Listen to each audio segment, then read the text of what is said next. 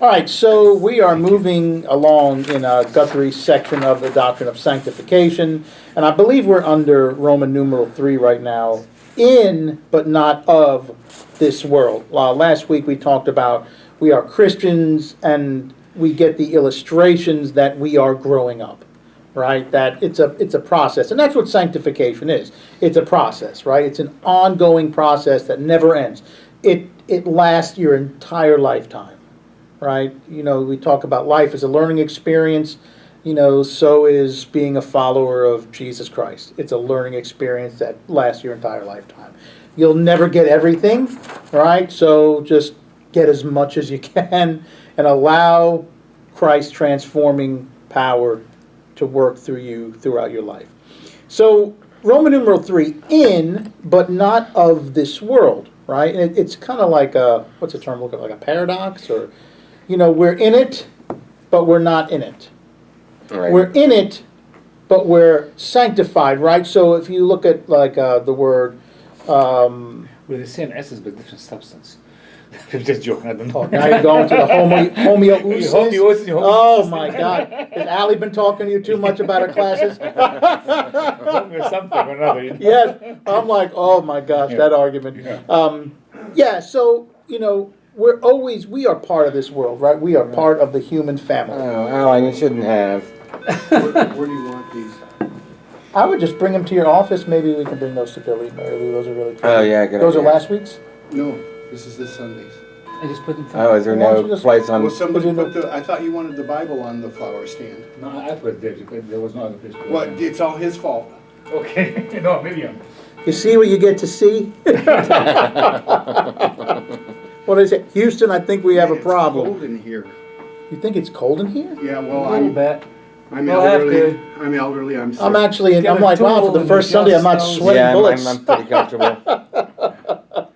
All right, so the church is in the world, but really not of this world, right? And so it's this kind of, it's this we're kind of like in tensions, right? We're in the middle of a tension.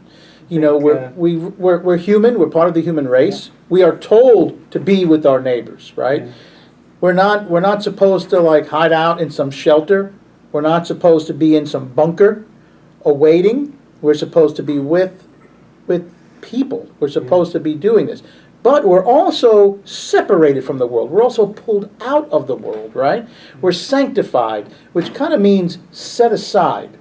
So we're like set aside, but we're part of it, right? And so this is what we must try to understand. Chuck Colson wrote a book entitled Kingdoms in Conflict. So basically, we've got one foot in the kingdom and one foot in the world. Yeah. That's a good illustration. Good morning, good morning. Good morning. That's a very good illustration, right? You know, we're separated, we're sanctified, but we must live in the world. This is our home, right? So we get to Temporary work. home. Well, world, but not of it. That's did you just read that? Very good.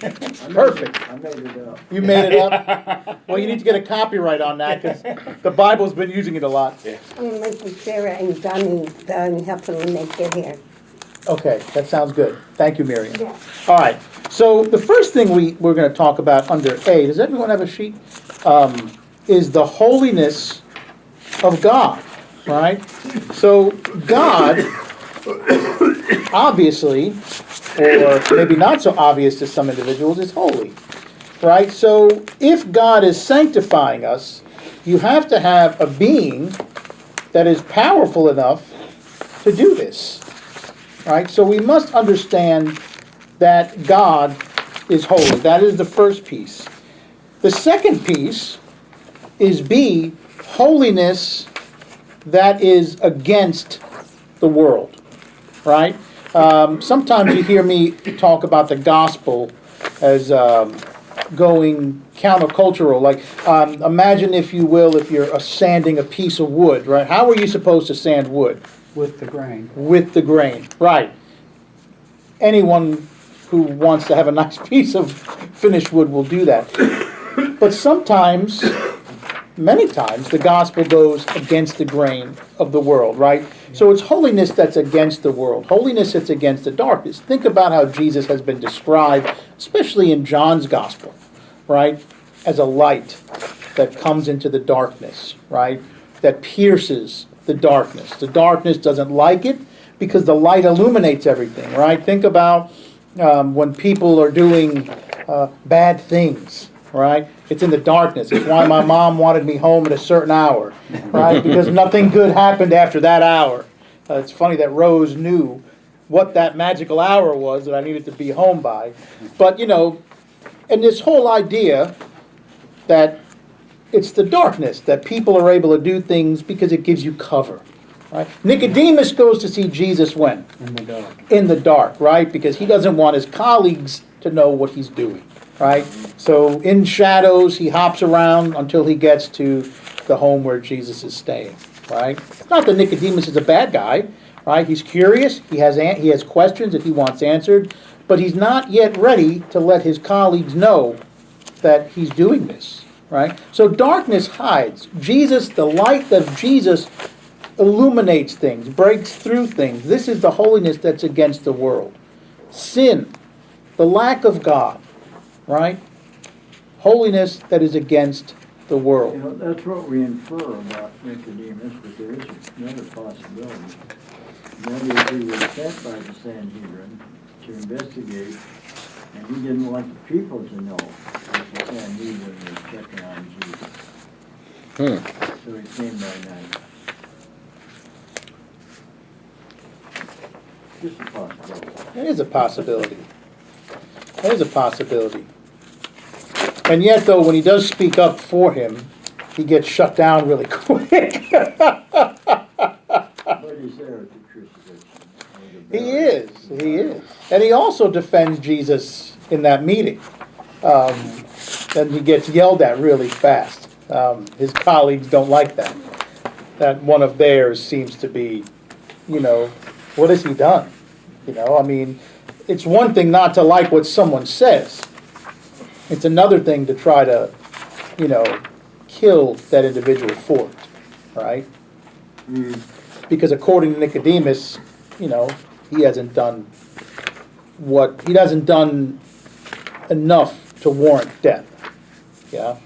So I guess Nicodemus would be like the cool grandpa that just says, hey, he's different. It's what it is. But let's keep hearing what he has to say, because I kind of like what he has to say. Yeah, Nicodemus throughout John's gospel, it's kind of mulling. It's almost like he's chewing on it, mulling it over, and then, at the end, coming to the conclusion, being there. Evidently, there were several secret believers. Oh my gosh! And there are Pharisees who convert to Christianity. We know this because they're identified in Acts.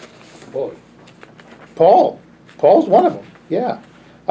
So they're there. It's just not the majority, but they're there. So his message even permeates the religious leadership. So is that speaking against what you're talking about, being of the world, in the world, or of the world? These Pharisees, are they of the world? Well, I guess secretly. It depends on who you're talking about. Well, it's just like nothing is. It's not an absolute. So you have Pharisees who accept the message, and then you have Pharisees that do not. Right? They're not. That begs the question: can you be a secret believer? Well, I think you can work things out. And I think we're all on. I don't necessarily think it's so much a secret believer as I think we're all on spectrums. Yeah, and if you look back in ancient Rome, if there hadn't been secret believers, there might not be any believers because they might have killed them all.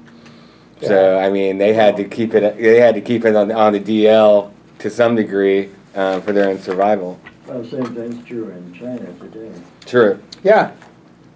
And when China went on, everything was blocked out, and the rest of the world was thinking the church is gone, right? Because there's no evidence of anything, and then when restrictions are loosened, the church has grown in leaps and bounds. So sometimes, under pressure, things cook and grow. And that's what happened in the case of China. And that's what happened in Rome, too. the church was underground, so if you wanted to be a member of the church, you really had to be dedicated. Because you might worship in secrecy, but doesn't mean that your neighbor might not see you going to the Right. catacombs and might not rat you out. Mhm. So, or as my cousin used to say when we were kids, dime you out. Dime you for a dime? Dime, no. Drop a dime. Drop a dime me out. Put the dime in a telephone and make a phone call. This is where it comes from. Yes, Dime you out, yes. yeah, drop a dime, Yeah. quarter. Now it's like put the plastic in, but now good luck finding a payphone. Right. All right, so there are the aspects where it's against the world. But there also are the aspects that it's holiness that is for the world, right? Because God is looking to restore. God is looking for people to come to the knowledge of Jesus Christ, right? It's not that God is just against the world to destroy it, right? He's not a God of destruction. So what's happening is there are aspects of holiness that is against the world, but then there is the aspect of holiness that is for the world. And you can see God's revelations throughout the Bible. So Jesus is not the only revelation of God, right? You have revelations of God throughout the Hebrew Scriptures, right? What are some of these revelations where we see God revealing God's self? Abraham, Moses. Abraham, through the patriarchs, through Moses, the law. How does Moses even get the job? Burning bush. Burning bush is a revelation of God. I mean, that's a pretty clear one, right? Right. The whirlwind that speaks to Job is a revelation of God. The pillar of fire, the tower of fire and the pillar of smoke leading the Hebrews, revelations of God. God has revealed God's self to humankind many, many times. As Christians, we believe Jesus Christ is the clearest, right? This is, for us, the ultimate revelation of God is in the person of Jesus Christ, right? Holiness for the world. God wants the world to be saved through Christ, right? This is offered through Jesus Christ. In 1 John puts it this way: the darkness is fading away and the light is already coming. And the light is already coming. Yes. The kingdom is approaching. The kingdom is approaching. Yeah, it is holiness for this world. So it's not all doom and gloom, right? It is, God is reaching out into the world, and God is the one who reached first. God is the one who reached first, not us, right? God reaches first. And you think about it, God reaches first throughout history, throughout biblical history, and then for Christians we say the ultimate reach is with Jesus Christ. Shows up. Shows up. All right. Yes, where God shows up You gotta get it. in the flesh. That's the difference between the religions of the world and Christianity. All of the religions are people lifting up to God, trying to reach God. Christianity, God is reaching down. And then with Jesus, not only is God reaching down, He actually shows up. he actually shows up. Knock, knock. Knock, knock. Who's there? Yeah, you heard. It's God. Yeah. It's like it's the reason why to me the Joan Osborne song, what if God was one of us? To me that's why it's so powerful. When you think about Jesus, nothing about his physical appearance would say this is the King of Kings. He looked probably just like every other Palestinian Jew. I mean, you think he looked like you? I mean, I'm Palestinian. You I'm are, Palestinian. yeah. Hey, it's. He could have looked like you. Dance reason. Hopefully, he had more head. I think that hair too. Yeah. Yeah. We don't know that for a fact on the movies, but who knows if he had a beard or not? Well, he probably did not have blue eyes. Yeah, I don't. He probably did not have blue eyes and blonde locks as he's been so portrayed in so many of the movies. Gotta go get Bill. Okay. Okay, see ya. Take care. We didn't run your way, did we? Although he probably did look a little bit maybe like Jim Caviezel. I mean, that dark hair, dark eyes. Yeah. Right. I love Jim Caviezel. I think he's a great actor. He's awesome. Yeah. I thought of that when you mentioned payphones. That's a person of interest. What would they do now? It's all cell phones, right? Right. Yeah, that's right, that's right. So yeah, so there is this holiness that is for the world. I mean, and like Suhail and Don just said, God shows up. You know, God shows up. It's not enough now that God has reached out. It's not enough that God sends the prophets. It's not enough that angels come as messengers. Now God says, okay, maybe I need to come down there for a second. Right? God actually shows up to the party. And this is why, as Christians, we say, there is no other clearer revelation. Because God is literally in our midst in human form. That's it. It's more clearer than a burning bush. It's more clearer than the law. And I'm not looking at these events as they are trite. I'm saying that this is huge. The burning bush was huge. Jesus coming to earth that's big. That's monumental, right? If you understand him for who he is, you can't get greater than that. Not for a Christian. Not for a Christian. All right, so Roman numeral 4, the holiness that Jesus commands. All right. So far we have spoken of the holy life in, but not of the world in a very general way. Now we will look, why am I saying look? That's because now we will become embarrassingly and controversially concrete. We will look at some examples of the kind of life Jesus required of those who would follow him. The sayings we will look at are radical and different to interpret. Here are some guidelines to help us. 1. Remember that Jesus spoke always to particular people in particular situations. It would be wrong automatically to conclude that everyone always is required to do exactly the same thing he required of them in exactly the same way. 2. On the other hand, it would also be wrong to spiritualize all the hard sayings of Jesus. We cannot escape the holy life he demanded by saying, he didn't mean it literally, that we have to only take his commandments in a spiritual sense. Jesus spoke specifically and concretely about how his disciples should live in the world. Although we cannot make a legalistic set of general rules out of the world, out of his commands, we must try to learn what it means faithfully and obediently to echo his attitude toward these worldly realities in our everyday lives. And 3, because he spoke as the Holy One, we must expect Jesus to criticize the attitudes and practices the world takes for granted. He demands a costly nonconformity. On the other hand, because he spoke as the Holy One who gave himself for the world, we may expect that his hard commandments will also bring freedom. Freedom from enslaving loyalties to the world. Freedom for God and our human beings. All right, so there's a little intro into this next section. All right, so A, holiness and money.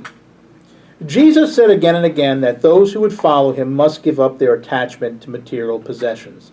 The lives of other people and of some churches may be determined exclusively by what is good business, by practical financial considerations, by sound fiscal policies, and by what will pay off with a good financial return.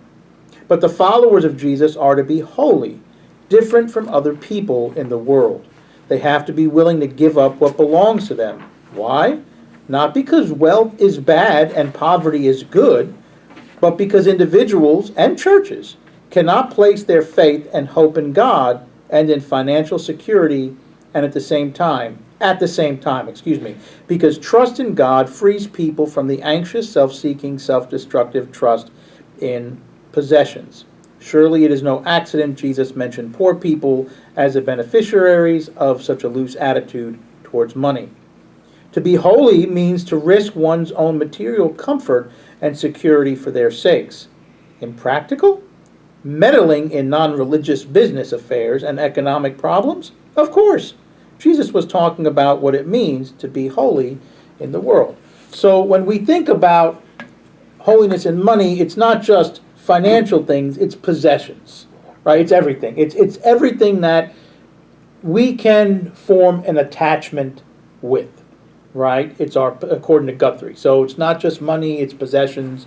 So, and again, Guthrie does not come out and say, if you're wealthy or if you have, you're evil, and if you're poor, well, that's great. Because Jesus obviously ministered to the poor a great deal because they were hurting. Because they needed stuff, right? They needed basic things, food, enough money to get by, right? Jesus does not go into the temple and when people are giving, he doesn't say, oh God, look at that rich person, look at that middle class person giving. That's no, he doesn't say that. He does comment though when the poor person gives the 2 copper coins and says, wow, look at that, right? But it's not that wrong, evil, oh gosh, that guy's definitely evil. He doesn't say that. These individuals are doing nothing wrong. It's only when he saw someone giving out of all she had that he comments on this, right? Possessions, money, it's a neutral thing. It's what you do with them. It's Right. what you do As with... long as it doesn't become your God, Yeah, that's when you're in trouble. right. It becomes... What is the term for that? When something... Idolatry. Idolatry, Yeah, right. right? And that's, well, if you go back to the commandments, the 10 of them, right? You know, don't put anything before your God. God is a jealous God. Yeah. God is a jealous God, right? God doesn't mince words about it. God just comes out and says, look, I'm jealous. It is what it is. I don't want anything to come between you and me. Right? I love it. I love it. Like a good wife. Like, I was going to say like a good parent. Yeah. I'm not getting in trouble on tape. Yeah. But yeah, so it's not allowing something to get in between us. Then it becomes idolatrous, right? And we all, every one of us, falls into this pitfall every now and then. It happens. It happens. We all have our things that we love dearly. I remember reading a story about this Buddhist monk, and he was talking about this cup. It was like a mug or a cup that he cherished. It was given to him by someone very special, and he took such good care of this cup, and he would put it away gently, he would wash it gently, and then one day a novice was handling the cup and dropped it, and the novice thought, this is going to be the end of my life. This monk is surely going to, kill me now. This is his most prized possession in the world. And then the monk looks at the novice and he says, thank you. And the novice is like, why? He says, I've loved that cup for so long. I have such a strong attachment to it. Now I don't have to worry about it anymore. Wow. And so, you read that and you're like, That's oh, I didn't expect it going in that way. I thought this monk was going to, go full Mike Tyson on this guy and go Shaolin monk.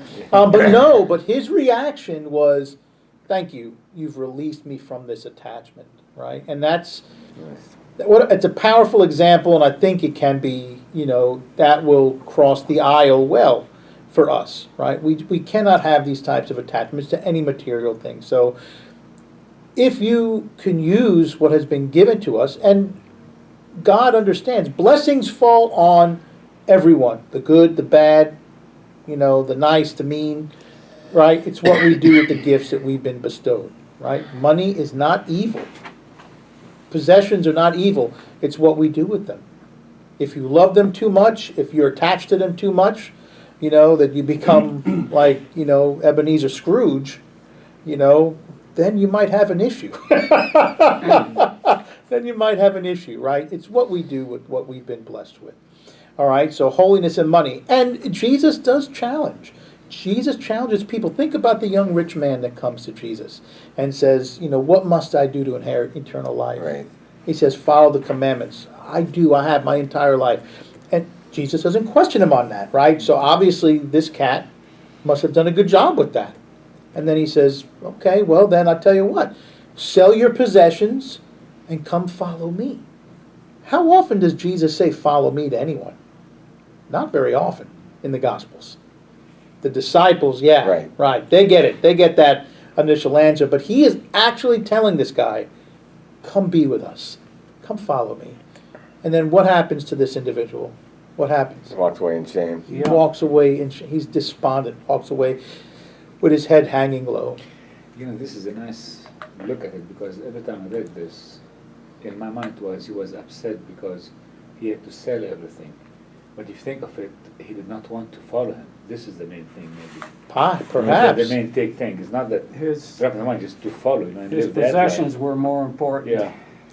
And Jesus, it's kind of like Jesus saying, I know this is going to be rough for you. I know how much you cherish what you have. So do this, give it to the poor, and come be with me. I'll take care of you from here on out. Right? And it wasn't enough. It wasn't enough, right? Walks away despondent. So Jesus does challenge possessions quite a bit. But never does he come out and say, you know, these people are evil. He says it's difficult for a wealthy individual to go through, you know, into the kingdom of heaven, Right. like the camel through the eye of a needle. But he doesn't come out and say it's an impossible task. With God, everything is possible.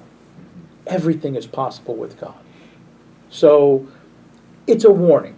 It's a warning not to allow any of ourselves to be wrapped up and overly attached to our possessions. So that's the first thing.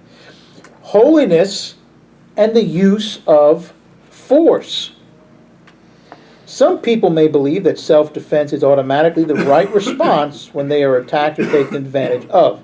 They may assume that violence is self-evidently justified, even mandated against enemies who threaten their own or their people's self-interest and way of life. But not the followers of Jesus. They do not live by the standards and self-evident assumptions of the world. They are neither to fear force when it is used against them, nor exercise it against others, nor even passively allow someone else to do dirty work for them. So, I'm sorry, Alan, you cannot contract people out to do your dirty work. It's just not right. Especially Aaron. That's right. That's right. If you're looking for hitmen, stop. Right. They are to be like that Holy One who did not defend himself or attack even when he could have had 12 legions of angels fight for him and his cause. Why this pacifism of Jesus and his followers? Its purpose is not the preservation of their own moral purity and superiority.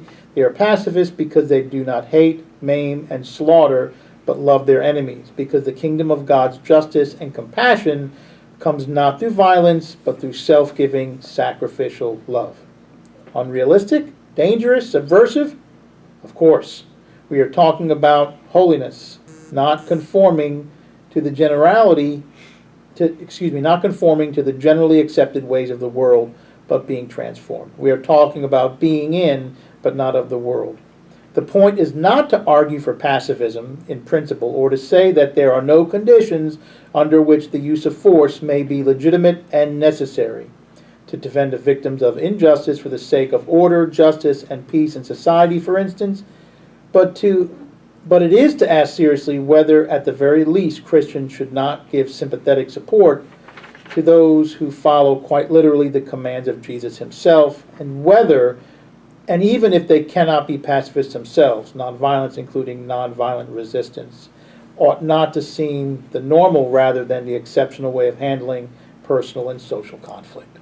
So Guthrie says that holiness and the use of force, that we should try our hardest. I'm glad he kept going. At first Yeah, I thought he yeah. was advocating total pacifism, Yeah. and it's like, And that's no, right. dude, you try to steal my wallet and I have an opportunity to stop you? Yeah, I'm Yeah. stopping you.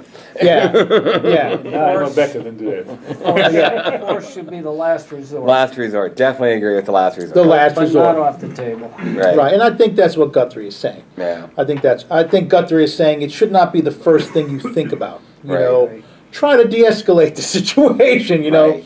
if someone, and perhaps you've known people. I mean, I know people in my life that if someone would throw an insult, the first response would be a fist flying.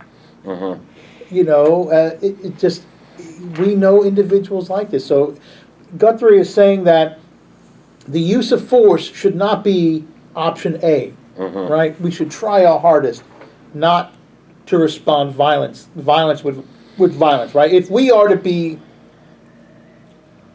belong to the Prince of Peace, this is what we should aspire to.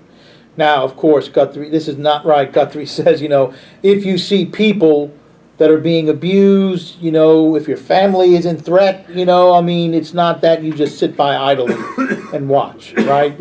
But it shouldn't be the first thing we go to in every situation, right? All right. Holiness and family responsibilities. This should be an interesting one. For some people, nothing may be more important than husband or wife or children or parents, brother or sister. Other people may believe everything else should be sacrificed for the good of their own family. Me and my family and me, nothing can take precedence over our happiness, comfort, security, responsibility to and for one another. However, the disciples of Jesus are called to be holy. They do not live by the standards of the world, not even by its highest standards. They are commanded to renounce any absolute attachment to family. They may have to break with family, sacrifice the best interests of family to stir peace and harmony with the family. They may actually be called to hate not father and mother, spouse and children as such, but the idolatrous worship of family and the enslaving hold family members can have on one another. Why this family-threatening holiness of Jesus and his followers? It is not because the Christian faith is against sex, marriage, and family life as such, but because God and God's kingdom call into question all other attachments and loyalties. Holiness is a protest made for the sake of right worldly relationships. An exclusive self-centered withdrawal into a clannish concern only for me and mine means that the needs and rights of other people, whom God loves as much as God loves us, are ignored and trampled. When family is made absolute, the warmth of family attachments becomes smothering. The closeness of family relationships is a prison. Children are so tied to parents that they are prevented from growing up into mature, independent human beings.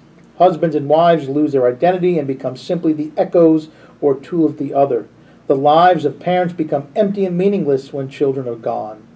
The family-threatening holiness Jesus demands does not destroy the family. It cuts the apron strings and breaks the tyranny that family members exercise over one another when the family is the be-all and end-all.